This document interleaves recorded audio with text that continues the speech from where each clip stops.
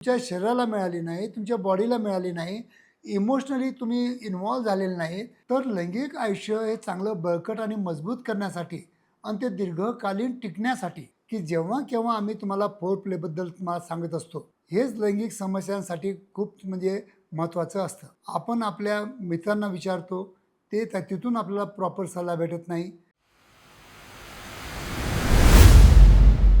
मित्रांनो, पुरुष तर नक्कीच काही प्रमाणात तरी फोर प्ले करताना आढळून येतात, पण स्त्रिया ह्या आपल्या मिस्टरांना प्रॉपर फोर प्ले देत नाहीत. त्याच्यामुळं त्याच्यामध्ये काय आपल्या लैंगिक आयुष्यामध्ये अडथळे येऊ शकतात, त्याच विषयावर आज मी तुम्हाला थोडक्यात या व्हिडिओद्वारा माहिती द्यायचा प्रयत्न करत आहे.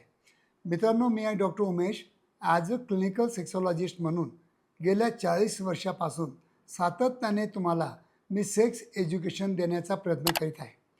आणि मित्रांनो, खरोखर तुम्हाला सांगतो की आपल्या समाजामध्ये या विषयावर ओपन चर्चा होत नाही. आपण आपल्या मित्रांना विचारतो, तिथून आपल्याला प्रॉपर सल्ला भेटत नाही.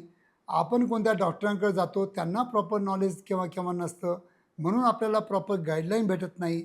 आणि त्यासाठी मी तुम्हाला नेहमी रिक्वेस्ट करत असतो, जर खरोखर तुम्हाला सायंटिफिक इन्फॉर्मेशन पाहिजे असतील तर नक्कीच माझे सर्व व्हिडिओ तुम्ही बघा. तुम्हाला काही ना काही नॉलेज मिळेल. आणि नॉलेज हेच लैंगिक समस्यांसाठी खूप म्हणजे महत्त्वाचं असतं. जर तुम्हाला प्रॉपर नॉलेज नसेल तर नक्कीच तुमच्या आयुष्यामध्ये लैंगिक समस्या उद्भवू शकतात.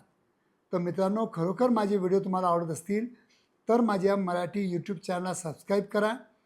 जास्तीत जास्त आपल्या मराठी बांधवांना शेअर पण करा, जेणेकरून तुम्ही पण तुमचं जे काही म्हणजे नॉलेज असेल ते तुम्ही माझ्या व्हिडिओद्वारा त्यांना तुम्ही बेनिफिट करून देऊ शकता. तर मित्रांनो, आजचा आपला विषय काय आहे की जेव्हा केव्हा आम्ही तुम्हाला फोर प्लेबद्दल तुम्हाला सांगत असतो, तुम्ही तर तुमच्या पार्टनरचा फोर प्ले करता हे मलाही माहीत आहे. काही ना काही तुम्ही किसिंग करता किंवा ब्रेस्ट चूज करता किंवा काही काही करता, पण उलट इथं आपल्या समाजामध्ये काय आहे की आपले जे पार्टनर असतात हे खूप पॅसिव्ह असतात. त्यांना वाटतं की शारीरिक संबंध हे फक्त पुरुषांनी करायला पाहिजे असं त्यांना वाटत असतं. आणि तिथं ते लाजतात, शरमतात किंवा त्यांच्यावर दडपण येतं किंवा ताणतणाव असतो. आणि त्यांच्यामुळं म्हणजे तुमच्या पार्टनरकडून तुम्हाला जितकी साथ मिळायला पाहिजे तितकी मिळत नाही. आणि त्याच्यामुळं तुम्हाला लैंगिक आयुष्य हे कंटाळवाणं वाटू शकतं.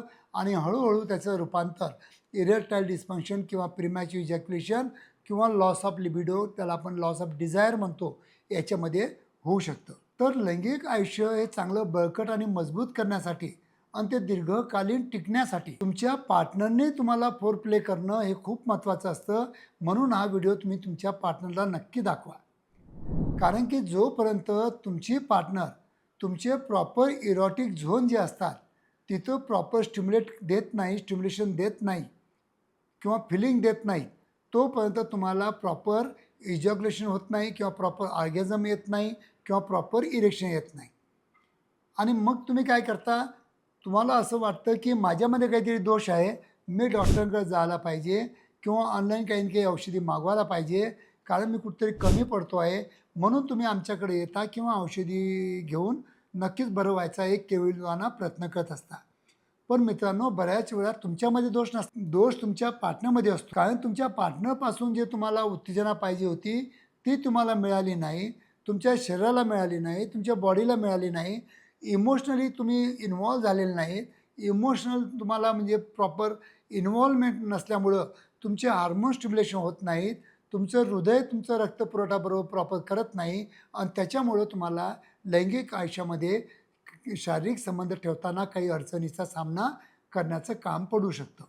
तर मित्रांनो, मी तुम्हाला एक सांगतो की फोर प्ले करताना नक्कीच स्त्रियांनी पण तितकाच उत्स्फूर्तपणे भाग घ्यायला पाहिजे, जेणेकरून ही ॲक्टिव्हिटी एकट्याची नसून आपल्या दोघांची आहे आणि आपल्या दोघाला पण चरम सुखापर्यंत पोहोचायचं आहे.